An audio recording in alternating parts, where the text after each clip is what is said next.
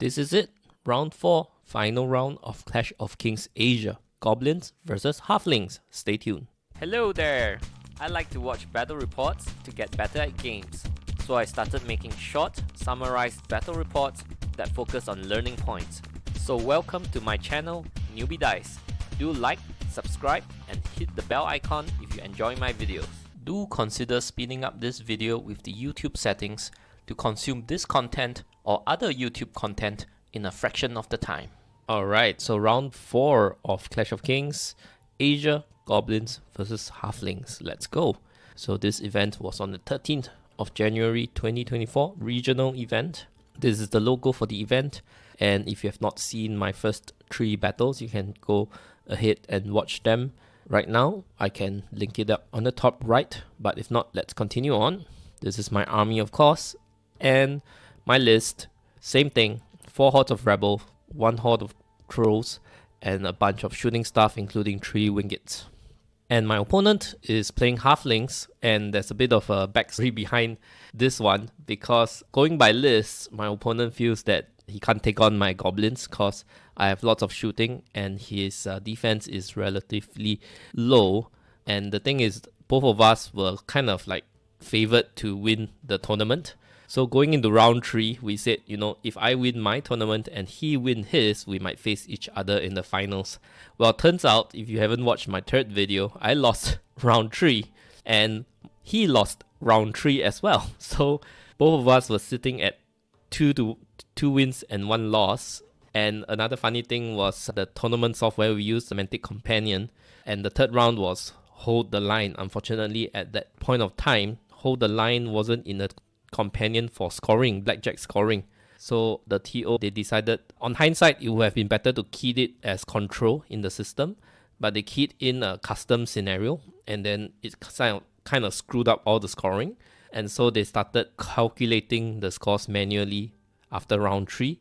And so we were waiting with bated breath, and turns out I was fighting him. So it was quite, we kind of shit talk each other right there. I was like, come on, Halflings, come on. And then I got him, and then he went, no. So it was kind of funny. And yeah, his list against mine, I think, is kind of handicapped in the sense that his list is not built to take on lots of shooting other than the Iron Beast, of course. And what's more, my buddy Gad, he ran Halflings in Clash of Kings UK 2023, and Gad's version of Halflings is more combined arms, leaning towards shooting. So Gad's Halflings actually does quite well against my Goblins because he has the weight of shooting to kill my rebel from afar, whereas my opponent, I'll just name him his abbreviation KJ, his is more melee slanted. His shooting is mainly in just 1 Iron Beast along with 2 Wild Runner regiments. So his variation of his list is inspired by the Clash of Kings UK winner Peter, who ran Wild Lancers and Runners to great effect. So on top of that, I think received the buff that the Master Captain can get Sure-Footed Captain over here, which gives Aura Strider to Ravenous. So almost everything is Ravenous in this army, right? Only the Grenadiers are not Raven. So these 2 guys can grant Strider to almost the entire army, right? So that's pretty strong. So yeah, so it's quite an interesting story. And if you see this number over here, it's an interesting number that I thought of compiling as I prepared this battle report. This 182 is all the route values of all his units added together. It totals up to 180, and mine totals up to 269. So a lot of trash units, you know, 911, 810, but they just keep adding up, right? So the total is 2, okay? So 50%, almost 50% more than his. So that's the amount of drops and the amount of nerf I have on the table. Well, granted, you know, 810, you know, an average roll is 7, right? So you have to discount 7 off all of this. So when I have more units, it kind of multiplies, compounds the numbers. But then again, 19 units means you have to deal damage to trigger the nerf check also. So just a food for thought number, nothing to read too seriously into. Yep. So we both have 10 scoring units. Let me just read off his list. 2 Grenadiers, 1 Jugger Horde with Brew of Strength, Relentless. I think that's the one where you can reroll dice against injured opponents. I forgot whether it was to hit or to wound. I think it's to hit, but I can't remember exactly. Okay, Wild Lances. They hit with Thunderous 1 only, but at melee 3+, and their defense 4, so light cav. Okay, these are even lighter cav with shooting capabilities. Range 5+, but defense 3. They can punch alright with melee 4. Right, next up, Iron Beast, not upgraded to Pride of the Shires, and 2 Master Captains with Sure-Footed Captain. This helps him bring Strider across his whole army, and 2 Master Captain on Winged Arrowless, one with Staying Stone, Relentless, the other one with Fury and Relentless. Okay, all in all, 12 units, 10 scoring, 22 unit strength. So I have less unit strength in total and the same number of scoring units, but I just have so many drops. So with that, this is his army. It's very beautifully painted, but unfortunately there aren't a lot of pictures. In fact, this is the only picture that we got of, good picture we got of the army. So we can't get any close-ups, but KJ had been a commissioned painter for a time as well, so his painting is really good. And these 2 individuals are the sure-footed captains, just sort of semi-proxy to be captains, just the 2 individuals. Okay, before we continue on, let's shout out to my local game store, Hammer House. If you're from the Asia Pacific region, do consider checking out Hammer House website for your hobby needs. They carry a wide range of miniatures and hobby supplies, including Mantic, Vallejo, Scale 75, and Green Stuff World products. Right. So here we are at deployment. Just a few more things I remembered. So KJ was favored to win the tournament also because he won a practice tournament in Singapore where there was 8 players. I wasn't playing in it, and he won, so that's why he was also favored to win this tournament. For myself, just a veteran player, but Goblins have been a challenge for me, but it's a welcome challenge. I'm still happy with how I performed with them. Being a playstyle that I was not familiar with, and being a slower player, I have to deal with a different playstyle and dealing with clock management. So with that out of the way, let's talk about the scenario and the map and so on. So round 4, we played 3 rounds, and this is the last round. We are like in the evening already, and we started at 9:30 or 10 in the morning. So we're at like 5 o'clock when this round started, and the TO interestingly chose a difficult scenario to end off the day, one that takes some brain juices to think about, because you have to think about where to place tokens for Fool's Gold. If you're not familiar, each of us gets 5 tokens that are not shown to the enemy. One is worth 2 points, 2 of them worth 1 point, and 2 of them worth 0. So 10 tokens in total. After choosing sides, we place the tokens alternate on the opponent's half.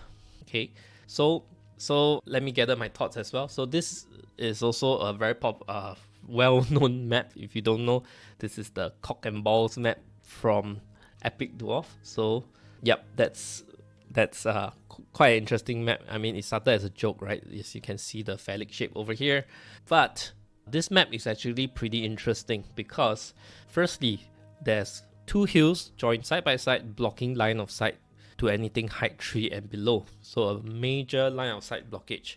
And on top of that, with the forest, it's actually quite a huge portion of the center being blocked by line of sight. Okay. Another thing to take note is a double forest. So when you step into one forest, you still can't see past the second forest, right? Anything hiding behind the second forest, you can't see past. So these 2 are very interesting elements of the map. So in fact, I felt that such a map is not in my favor because I want to shoot, right? Then it's gonna be difficult to see past to the other side when I'm trying to shoot. So that's one consideration I have there. Okay. So in fact, when we got this table, at first we were supposed to play on a different table, but it was assigned by the companion. But KJ had played on the exact same table the past 2 rounds. So if you were to play on, it's all randomized, right? But if you were to play on that table again, he would have played on that map 3 times consecutively. So it's kind of boring. So because we had a drop, we had a spare table, and this was the spare table. So the TO said, okay, let's play on this table. And I was like, okay, I welcome something fresh for KJ. But I know that this map is not the best for my army. On top of that, Fool's Gold is also, I don't think it's great for Goblins because I don't know where the points are and my army is not very mobile other than mainly the 3 Wingits. I do have Grony Snark and the king on chariot that are quite speedy, but a majority of my list quite slow. And then like my trombones, if it's in the wrong spot, it takes a while to walk over to the other spot, right? So that's the thing. So, and on top of that, let's talk about the deployment of the objectives. So I forgot who won the sides, but I don't think it matters that much because in this map it's somewhat symmetrical, fairly symmetrical, right? He has 2 fences, but I have one impassable blocking terrain and one difficult terrain instead. But otherwise, it's quite symmetrical. So he won the right to place the first token, which is pretty interesting. So I would want to play in the center, right? I would love to play in the center, but he decided to put the first token in the center, just past the center line, right? The opponent's half, just 1 inch past the halfway line, it is in the opponent's half. So what happens when he places this token, right? It creates a 12-inch bubble of you can't place any objective tokens here, right? So that's pretty interesting. So I place my 2-point token here, and it's my first drop, just as close to the center as possible. And this is a nice open space. I thought, okay, I would love open spaces because if he is trying to hold that token, I can shoot at him without cover. So with that in mind, right, I place my units in the center, but you know, with the intention to go there. Okay, so I started dropping my first rebel horde. Okay, 1 wizard is here, 2 trombones are here. I think they are here. Okay, and 3 wingits behind. So I know I like to deploy wingits early because they can fly very far anyway, so I can get them to where I want to later on in the game. And then firstly, when he placed the rest of his tokens, right, you can see that they're all on this side of the board. So I already suspect, you know, something's up. Okay, so even out of these 5, right, only 2 of them are worth 0, right? So even if this is worth 0, out of these 4 tokens, 3 of them would be worth points, right? So I know he's going a bit heavy on this side, and as we deployed, right, he deployed more and more stuff on this side of the board, which I think is a great strategy because by having these 2 forests here, he can come down this corridor. My shooting will be limited. So firstly, my 3 wingits are quite far away, although they can move pretty fast, but my 2 trombones were definitely out of position, and this wizard is somewhat out of position as well. And then when I'm trying to shoot through here, the forest will give him cover bonuses as well. So I think that was a great decision by him. And so I started to deploy my things heavier on this left side as well. Okay, so in fact, to the point that I realized, oh no, I really need to deal with whatever threat that's here. So my list has 3 sources of inspiring, right, and they all went here. So my Grony is here, my King on Chariot is here, and my Magua is actually here, just off screen. My 3 ballistas, my 3 sharpstick throwers are actually in this corner that's out of screen. Yep, and I could get somewhat clear firing lanes on this corner of the table, this edge of the table. Okay, so that leaves my whole center without any inspiring, which is another interesting thing, right?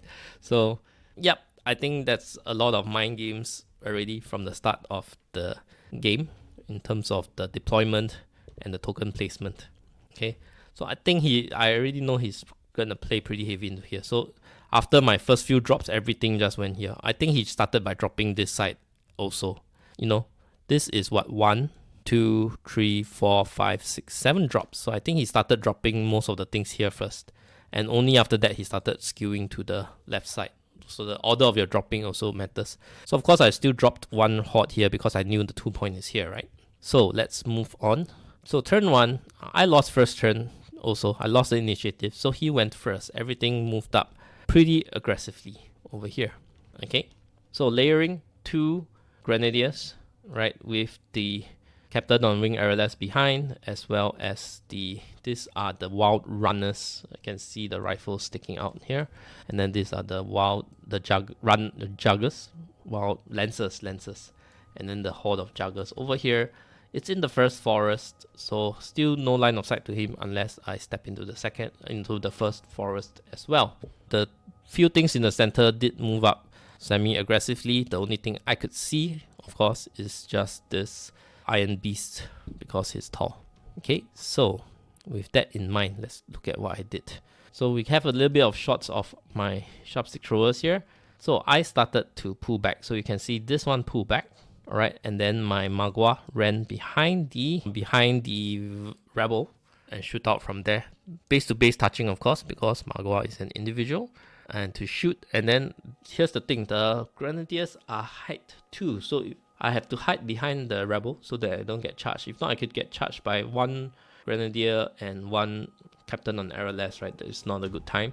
So, but by hiding behind the rebel, I also couldn't see the grenadier, so I think I shot into the captain on arrowless, but they have spell ward and cover, so I'm hitting on... They have no cover, I think. This is height 5, right? Height 5, so maybe no cover. Yeah, so I'm hitting on 5 still. Okay, so what did I do then?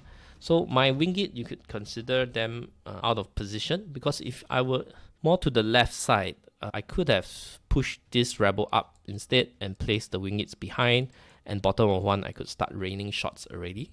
Okay, so nonetheless I started devoting 2 units to the side. Okay, just hoofed it or flapped its wings, it flies, right? And then the third one sort of semi-centrally. Okay, there's still a lot of threat to deal with over here anyway. Okay, what else? So my Grony, right, put backwards. Okay, I think because I wanted to shoot at the grenadiers, so I think I put backwards in 18 inch to shoot this grenadier, and at least I won't be double charged. I think I could take 1 grenadier. Okay, and then I think 3 sharpsticks shot into the grenadiers. Open, it's an open field, right? No cover. And then tagged with elite from the wingeds. And all these only dealt 4 wounds. So I'm like, oh my goodness, that was a terrible first round salvo. This in fact, this King on Chariot might have line of sight to this as well. 7 bow shots on top of that with no cover. I think I have a clear shot. And maybe a lightning bolt here as well. This is a wizard, so you can...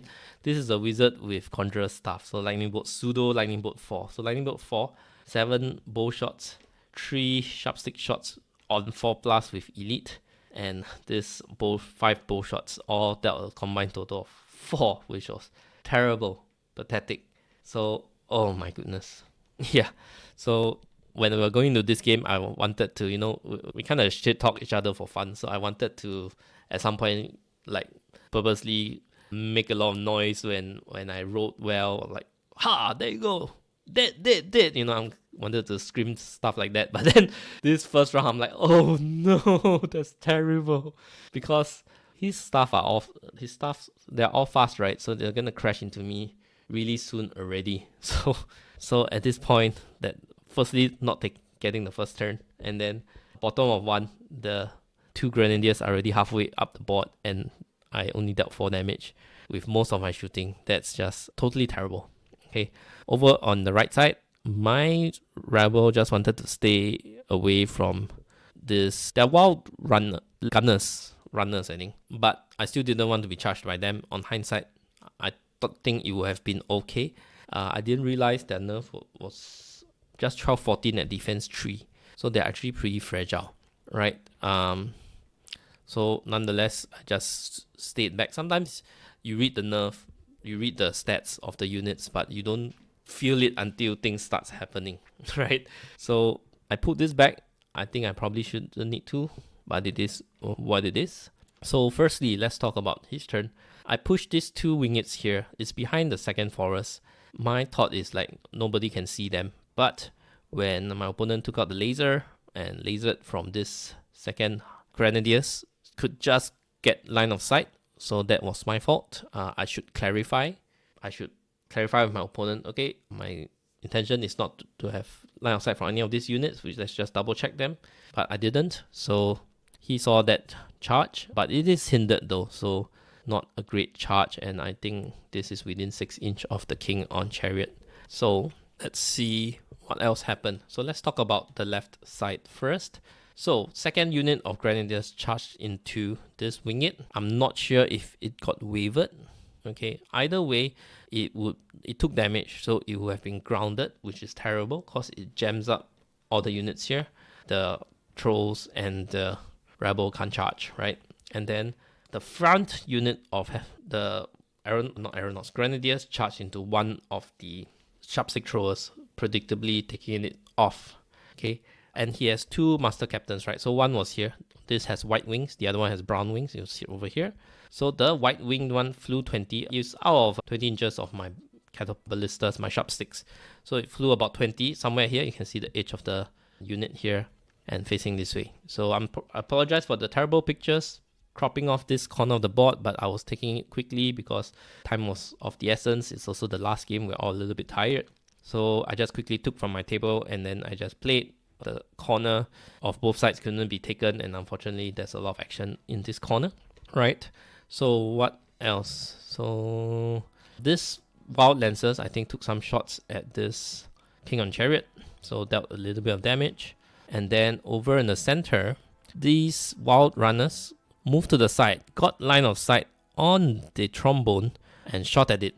And guess what? I have no inspiring here, so just a little bit of damage. It was at the threat of being routed, and he routed it. This unit, interestingly, stepped onto the hill so I could see it. So I'm not sure whether that was a good idea, because perhaps he should just keep staying back so that he can hold the center as long as possible, because the trombones, another 5-inch war engines can't march, right? So another 5-inch of movement is still behind the hill. So he could stand off another turn here. Okay, the Iron Beast could shoot a little bit and pling some damage onto this red winged. Okay, let's see anything else. Yeah, that's all. So top of 2, let's talk about this left corner first. So this the white arrowless facing this way. I decided to double charge into this. So that is the Magua and Grony. So I was hoping to be able to route it. Okay, but Magua started in the dangerous, difficult terrain, so it's actually hindered, so not the best. Okay, and Grony, very swingy, right? So didn't route it. I'm not sure if I wavered it. I think I didn't even waver it. Okay, so, and the remaining 2 sharp stick throwers shot at this arrow again, and only dealt a combined damage of 2. So 2 shots each, that should be 2 hits, not counting elite, 2 hits. Blasting into 4, dealing 4 to 3 wounds. So I should expect about 4 since I did not count elite. So only 2, but I think I at least wavered it. I think so. Okay, so then the rest of the staff moved into position. My shooting all shot into the horde of juggers, basically. Okay, so one wizard here hitting on 6s because cover and spell ward. Another wizard here on 6s, but this is casting Alchemist's Curse. So I should expect 1 hit and 1 wound. Okay, because I'm rolling 7 dice. Trombone here, shooting at it. 2 wingeds shooting at it. Perhaps, let's rewind over here.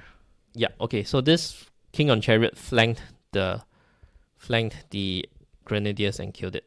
So it stopped the gold winged from shooting 1 round. I'm not sure if that was worthwhile. Then the grenadiers just got charged in the flank and died. Yeah, 7 attacks multiplied by 2, that's 14. 7 hits and 6 wounds because it is Crush 1, Thunder 1. Yeah, I think I dealt 9 because they have Iron Resolve, right? So 9 going down to 8, which I think on average, because he is in cover and spell ward against my spells, so I think I wrote above average. So that kind of put some pressure on him already. And I think his nerf was only 2022. I thought it was higher than that, but it was only 2022 because they are like discounted knights, these halfling ones.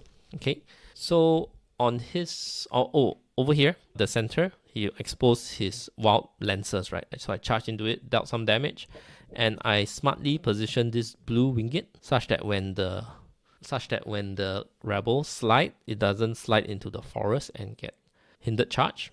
But at the same time, this is something that I didn't see, flank charge from this wild lancers, runners, the shooting kind variety.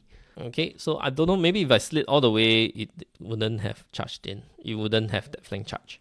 So that was smart and stupid at the same time. So, yep, this rebel and this troll jammed behind the lines because of this gold winged. So let's see what my opponent does next. So first, let's talk from right to left. Okay, so this runners flanked it, and this one came in. This Iron Beast, I guess, shot at the blue winged. It took some damage. Okay, so with the front and the flank was enough to take out the rebel. Actually, would that have been enough? So this one is like 14 hits, no thunders, right? So 7 wounds. This one was like So maybe it wasn't assured also. Oh, but yeah, this Master Captain has 5 attacks. So all in all, quite a lot of damage. So let's see what else. So the Juggers, right, having taken quite a bit of damage, he decided to charge something. And he decided to take out unit strength, right? So he just charged 1 Horde of Rebel and took it out. With the Master Captain giving Strider, that is no problem at all. Okay, so the next thing I'd like to say is that with this double charge failing on this Master Captain, I think he double charged Magua, 1 in the front, 1 in the flank. Okay, and even if it's near the difficult terrain, doesn't matter, because at the point of the charge, where he started the charge was near the Master Captain, he has Strider, so no problem. Okay, so if I draw it out, these 2 units killed Magua. One mistake he made though was he didn't try to overrun with this one, because if you roll a 2, you would overrun into Grony.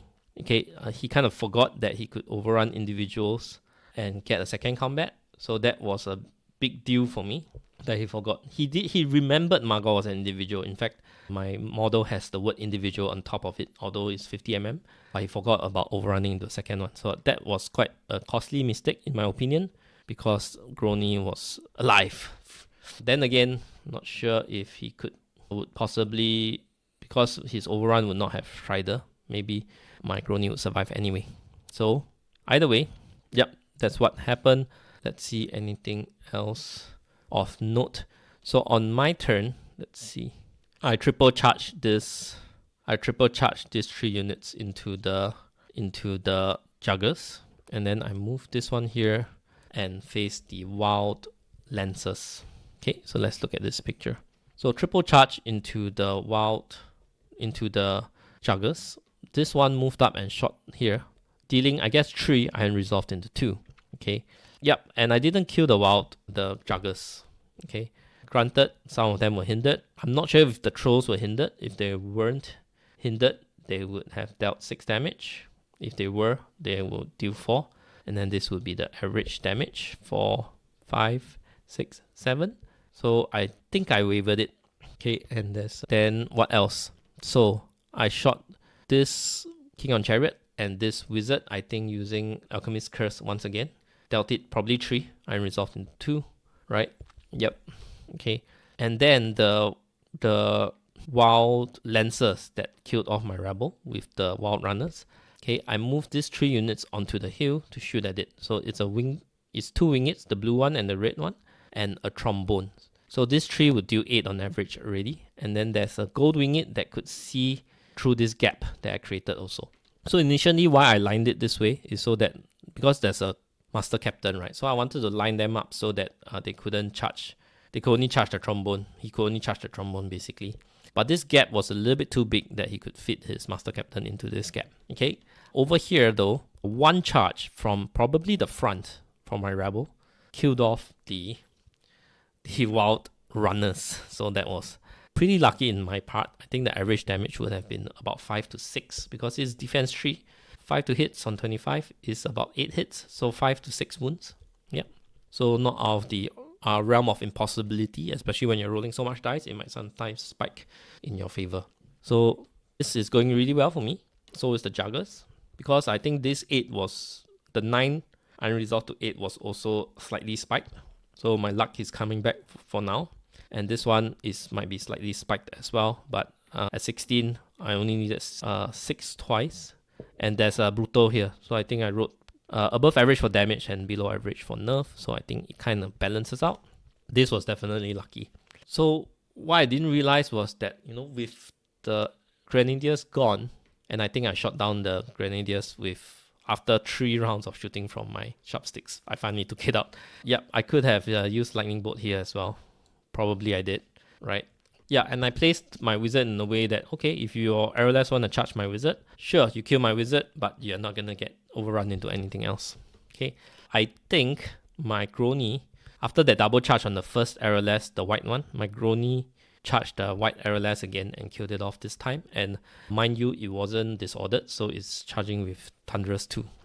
Crushing 1 Thunderous 2. So that's quite believable for it to be taken out. So yep, 1 Grony off screen. This brown arrowless facing the flank of my army, but thankfully because they all charged, the large infantry and the infantry, they are 80 mils deep, and this Mincer is 100 mils deep, so he could only flank the Mincer. I think this King on Chariot is too far away. Let's see what he did on his turn. Let's see. Okay, so first thing, the Arrowless charged the flank of the Mincer and killed it off. So this looked like it didn't move and don't have much damage, so I think it's wavered. Okay, the Master Captain charged alone into this Rebel, dealing 4 damage. Okay, and the Lancers, I'll talk about it later. So the runners moved up, I think out of threat of stuff, and to shoot at the Sharpstick Throwers. I think it might have killed one. So on hindsight, looking back at this, I'm not sure why he did that. Because bottom of 3, we flipped the tokens. So the center one that he placed at the very start to deny me from placing tokens near the center was worth a big fat 0. Okay, and then the closest one to the center he placed was worth 0 as well. So in fact, his 2 points is over here, just past the center line. If he's pushing heavily here, this part is somewhere that he's expected to hold, right? So that is something, yeah, that is probably a good move. And this was a brilliant move, placing that 0 token first down in the center to deny me from placing my 2-point token near the center. That was a brilliant move, right? And yep, so the other 2 1-point tokens are here and here respectively. I think he's going to swing around. Okay, mind you, my tokens are 2 point here, 1 point here, and 1 point here. This is 1 off screen where nobody is, right? That's a dead pile. Okay, so previously when he turned this Iron Beast towards this side, he was wondering, he was asking, is the 2-point token here, is the 2-point token here? And because I have so little things on this side, he was guessing it wasn't here. He knew that there was a possibility, but he swung this way instead because there is the token that I placed here, right? So it turns out that's the 1 point. It still is worth 1 point, but the 2 points really over here. So wonderful. Okay, so what else would I like to talk about? This is bottom of 3, right? Okay, so top of 4. So on his turn, his Wild Lancers charged into this, let's see, this Chariot, King on Chariot, and it didn't kill it. So that was quite surprising. 14 attacks on 3s and Thunder 1. So that would be about 9 hits and 6 wounds. So 13, 15. So that's about still a 7 to route to waver. So yeah, a bit less because he dealt me some shooting damage in the early game. But definitely rode poorly, this one. And what else? So the Iron Beast could see the blue winged, so it charged the blue winged and killed it. Okay, and the Master Captain charged the red winged and grounded it. Okay, in hindsight, I'm not sure if that's the best of ideas, because if he charged the trombone, he would definitely kill it with triple attacks. The winged would ground it and it will eventually die, but it's not going to kill it this turn. Pros and cons, I think it's overall good thing because the trombone doesn't score. There's not a lot of things to shoot at down here anymore. So yeah, and my 1 charge, did I mention this earlier? Yeah, I think I did mention this earlier. My 1 charge killed that Wild Runners, and it's facing this way, right? But I knew this is I still have 3 turns to go. I knew that 2.5, 2.5, 2.5 inch backwards would be enough to get that token.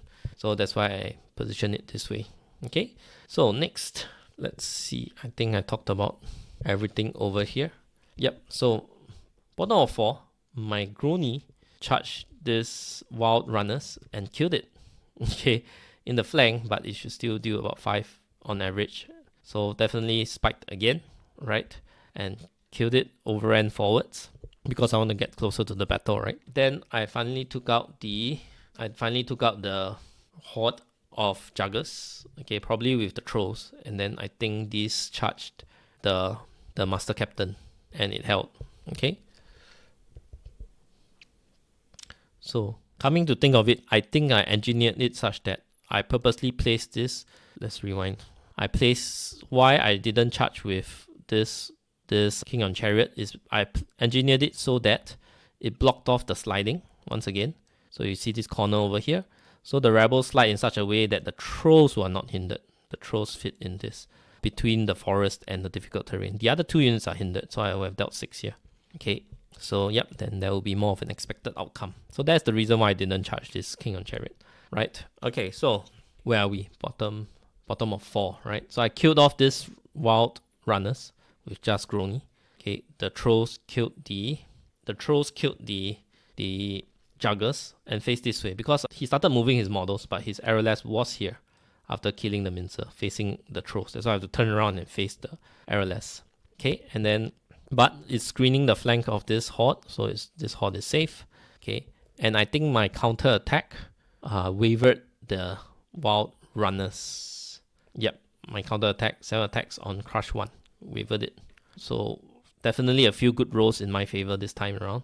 Okay, then he backed up. Well, even if I didn't waver it, right, then he would just charge back into the King on Chariot anyway and killed it anyway, because we have no withdrawal in this game.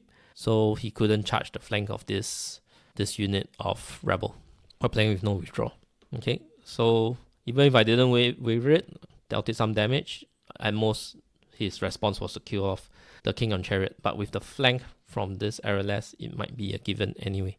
I think it's considered hindered though, because, and this is heavily wounded, so that shouldn't be a problem, right? Yep, and let's see, bottom of 4. Also, this unit starts to move backwards. The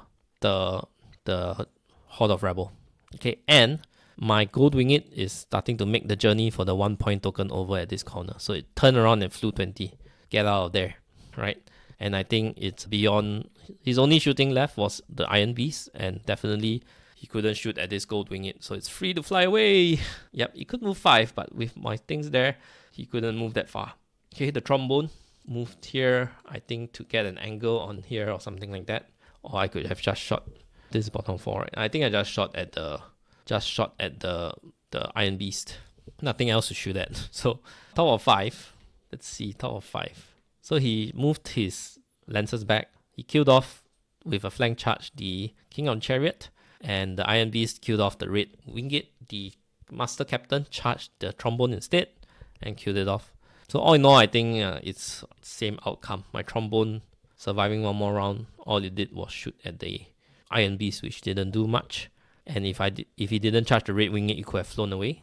Yep. So, but now we're realizing he's really running low on pieces. At the top of 5, he's only got 1, 2, 3, 4, 6 pieces left, of which 2 of them are individual.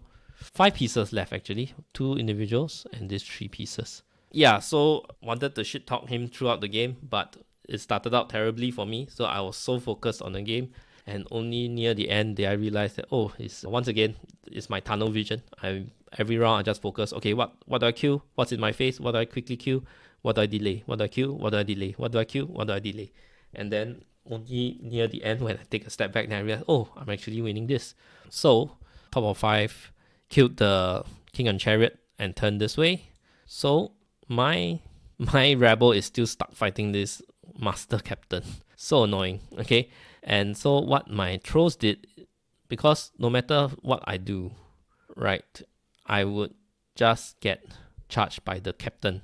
So I turned to align it together with the rebel. And then this gap is less than 50. So I'm giving him a flank that he can't charge. So keeping my trolls safe, right? I guess I could turn around and face the captain. But if he charged it, that might also mean that I couldn't get this or this token, right? So I wanted to still have the possibility to get tokens. So that's why I faced it the way I did.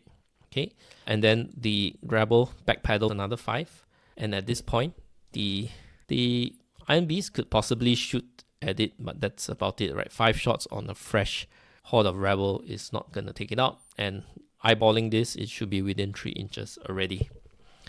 Okay, so that's my bottom of 5, right? Yeah, once again, I think he started to top of 5, bottom of 5. Yep, okay, no worries about that. So top of 6, potentially his last turn. Oh, bottom of 5, I shot this Captain on Wing Arrowless. What shooting do I have? 2 wizards that are hitting on 6s because of Spell Ward but did I roll hot? I think I rolled hot because he took 7 and he's possibly wavered, because top of 6 he backpedals away.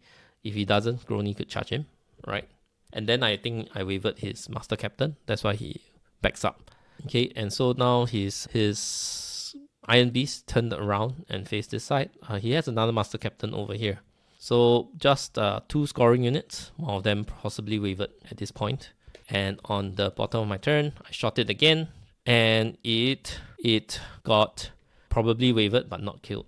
Okay, I think why he backpedaled was because if he doesn't, my Grony can charge it. It will be hindered, so it might not do a lot.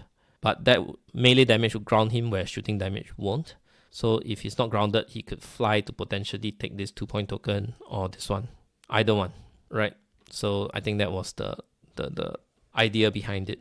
But either way, we ended on turn 6. So I have my trolls who was facing this way, turn around and got this one. Why did I turn around and get this one? Why didn't I get that one? Oh, because I'm clipping the terrain, so I can't march 12. So I can't get within 3 inches of this. So I turned around and got this one instead. So I got 1 point over here, 2 points over here, and that 1 point from the Gold Winged who made the journey bottom of 5 with time to spare. 1 more turn to spare. So 4 points to his 1. That is the victory. And quite a lot of things killed, in fact, right? He only had these 2 scoring units and 2 Master Captains left. I didn't kill the Master Captain, amazingly, right? So, learning points. Bluff tokens, pretty interesting. Okay, you can place 0-point tokens for space denial. In fact, I was wondering, I'll talk about that later.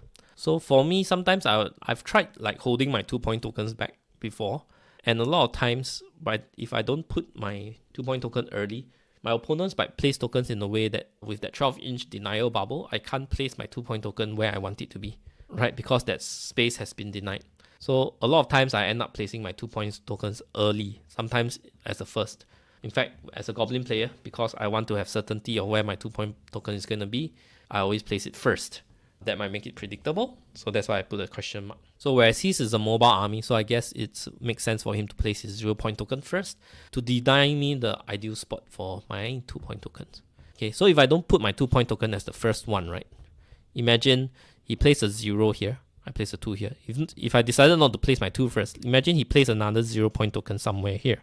Okay, with this 12-inch bubbles overlapping, there's a big spot that I can't place. So maybe I have to place it somewhere here, closer to his side. Yep, so imagine that happening. So I placed my 2-point token early, right? So, yep, this is pretty fun. So rushing a flank against my shooting army, I think it's a good idea. But I think perhaps he should go through the forest. I don't know. Going around the forest, line of sight problems, going into the forest, cover. So it seemed like a good idea, but I think he just couldn't chew through all my stuff. And he does have considerably not a lot of drops. Okay, he has no healing as well other than Iron Resolve. So all the damage sticks until I route it. That's true for the Juggers. That's true for some of his Wild Runner Lancers, the Grenadiers as well. Okay, he forgot about being able to overrun individuals into second combat. Yep, and I forgot I didn't respect the Wild Runners. I kept out of his charge range, but at the end, he moved 8 inches and sniped at my trombone and killed it. Okay, so that's pretty painful for my part. Another thing I would want to talk about is I'm not sure if he should put the pointed tokens in the forest. Especially this one turned out to be 0, right? So if you put the pointed tokens, so he put the 2-point token here, yeah, but it's in the open. I think I might still have 1 sharpstick or 2 sharpstick throwers around, depending on whether his Wild Lancer shot off my sharpstick thrower. Because when he moved into the difficult terrain, he is shooting with cover. So he's hitting on 6s, 14 dice on 6s. 2 hits, 1 to 2 wounds. So might not have routed the sharpstick throwers. Yep. So overall, a very interesting game. So end of the tournament, let's talk about that. These are the prizes. We have a lot of prizes. So the front is dominated with Kings of War products, Mantic Kings of War products. And the back, we have a sponsor who donated a bunch of Rune War stuff. Some of their scalps are pretty nice. So we really had a lot of prizes. So I came in third. So once again, they had to tabulate the scoring using a spreadsheet because of the scores being messed up after the third round. So it took a while. I went to the bathroom and came back. I knew I had a chance, but I wasn't sure until they announced it. They already knew it was me when I was in the bathroom, but I didn't know. But when I came back, I knew I had a good chance. So got third, pretty happy. I got a Northern Alliance box, army set, and this is one of the older ones, which also means I am gonna build Northern Alliance as my next army. Yeah, so second place went to Nick from Penang. He played an Abyssal Dwarf list, infantry based with lots of the juicy Immortal Guards with the Crushing One upgrades. Yeah, and I think there's auras. I think there's an elite and a Strider aura within the army that's given to infantry. So he also went undefeated at 4-0 because we had 22 players and only 4 rounds. But the first place went to my opponent who I lost to in round 3, the Unbrave Defense 6 and Zombie Troll build. And he won a mega army of Empire of Dust. And he won second place, the starter War in the Holds, the Ratkin versus Goblin set. He won EOD, which was a bit ironic because he already has a full EOD army, which he almost brought to Clash of Kings, but he wasn't as practiced with EOD. So he reverted back to Undead, and now he got an EOD army. Yep. And we have a Best Painted award. This is KJ with the Halfling army, the opponent that I just fought. Countercharger, Johan, one of the TOs. So kudos, being a TO and a player at the same time, calculating the scores. No rest in between rounds, right? Wooden Spoon went to Harvey himself, one of the organizers, but he's happy. Won the box of, is that Goblins? Goblins, yep. Oh. Okay. So Best Sportsman was decided by the tournament organizers. He won a box of something. No, this is the Stormcaller on mount, I think. The Reforged Ox. Yep.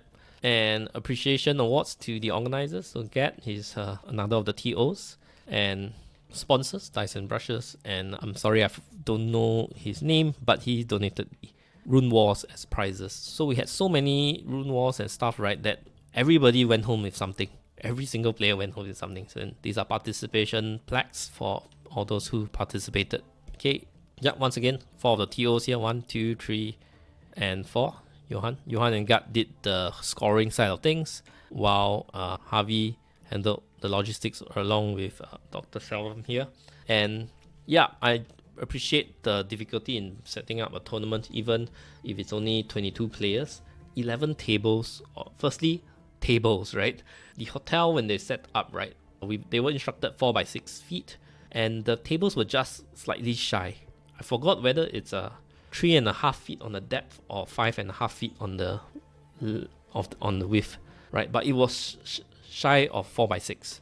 So, but in this game it matters, right? So we had to dismantle some of the tables because each table was made out of 2 smaller tables. So what happened is we started scrambling to dismantle some of the tables so that it could add 1 table to the existing ones. And then we used one of the boardrooms, the conference room, as 2 tables. And then the hotel staff scrounged up more tables around just to get the tables, right? And then next is the terrain, 11 tables worth of terrain. You know, as a hobby store, as a gamer, you might have some terrain, but not 11 tables worth. Certainly not 11 tables dedicated to Kings of War unless you have been running it for a while. So I think there was a shortage of forests. Some particular terrain there's a lot of, especially when a person plays different game systems, but they were short of a few. So we had to make shift, just make do with some of the rest of the tables. And then lastly, of course, the table mats. So all these taken into consideration, right? This just an event like this is a lot of logistics. So this is everybody in. So pretty happy with this event. And this was played in the first video, but I thought it would be great to play it again. Just a summary of the event. Let's see. Oh, can I get this to play? I can't get this to play. It could be a screenshot. Oh, there we go. She spoke when she spoke. Alright, and once again, shout out to Team Singapore Hammer House and our jerseys. And yeah, positive effects after the regional tournament. Because of this regional tournament, and we posting about it on our social media and even the WhatsApp chats, we've garnered a lot of attention from all the gamers, many gamers in Singapore, from other game systems as well, X-Wing, AOS, 40k even. So they see that it's like there's quite a good player base regionally, and there's a regional tournament to take part in. First time they're realizing that the game is pretty popular, right? So yeah, usually we have about 8 to 10 active players at a time, some occasional players. If you count it all up, maybe 14. But now we're going to hold a new players tournament. We call it Youngblood for 16 players. and the veteran players are not taking part in it. So if we add the veteran players, we have up to 22 players in the community now, with a lot of the new people coming in. Yep, so do welcome all the new players coming in. Kings of War is a great game, so hope you enjoy it. And we have tournaments, we have escalation leagues planned out. We hope that this will positively grow our Kings of War community here in Singapore and in the Southeast Asia region. And I'll end this off by shouting out to my patrons: 1 Pip Anonymous, 2 Pip Thomas Douglas, and 4 Pip Alessandro Serpe. Thank you very much for your monthly contribution. It really gives me the motivation to make these videos. Once again, they're not easy to make. Even something as simple as this, as a slideshow, PowerPoint slideshow, takes an hour or two to put together and another hour or two to prep and record, right? So it's a half day's work. Yep, do all these fun shenanigans. And I do have a podcast as well. Do check it out. You can search Newbie Dice Podcast on Spotify, iTunes, Apple Music, Apple Podcasts, I think that's what it's called now, and all the major podcast apps. Okay, if you'd like to support me on Patreon to make these battle reports to help players get better at the game just by watching, because my philosophy is that we don't get to play as much as we want to, this being a tabletop game and all. So in the spare time that we don't get to play, this is a good medium for us to learn and get better at the game, which is my motivation behind continuing this channel. So if you like Stand By My Mission, do consider being a patron. And that's it. Round 4 of Clash of Kings Asia. It's a wrap. Goblins versus Halflings. I'm going to see you in the next video.